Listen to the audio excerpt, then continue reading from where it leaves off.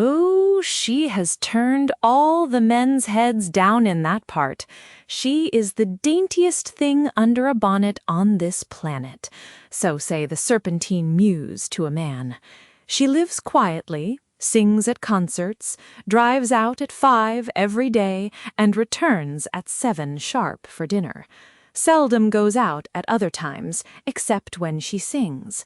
Has only one male visitor, but a good deal of him. He is dark, handsome, and dashing, never calls less than once a day, and often twice. He is a Mr. Godfrey Norton of the Inner Temple.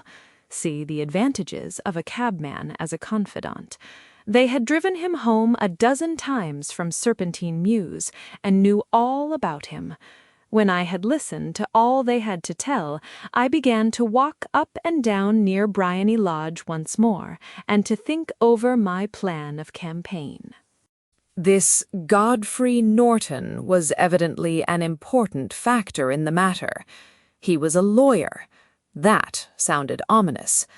What was the relation between them, and what the object of his repeated visits? Was she his client, his friend, or his mistress?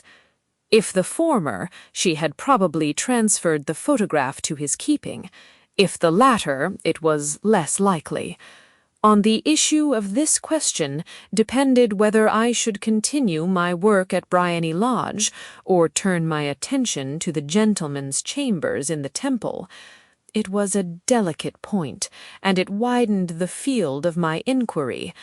I fear that I bore you with these details, but I have to let you see my little difficulties if you are to understand the situation.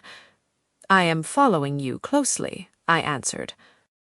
I was still balancing the matter in my mind when a handsome cab drove up to Bryony Lodge, and a gentleman sprang out.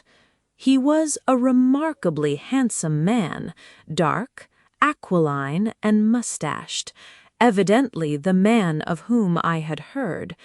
He appeared to be in a great hurry, shouted to the cabman to wait, and brushed past the maid who opened the door with the air of a man who was thoroughly at home. He was in the house about half an hour, and I could catch glimpses of him in the windows of the sitting-room, pacing up and down, talking excitedly, and waving his arms.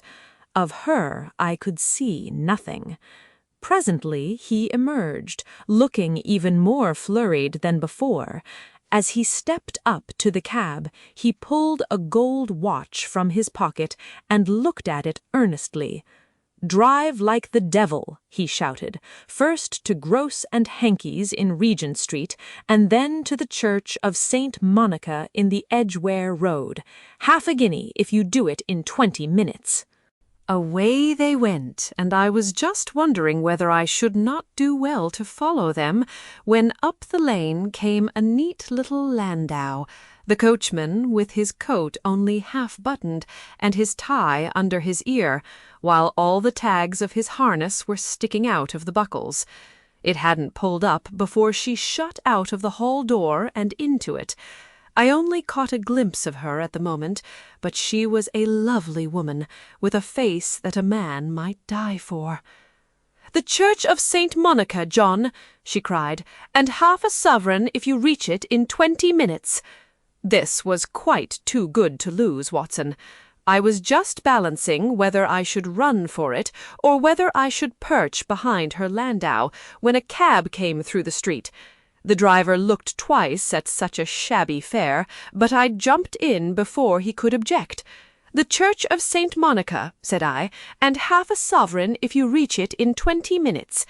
It was 25 minutes to 12, and of course it was clear enough what was in the wind.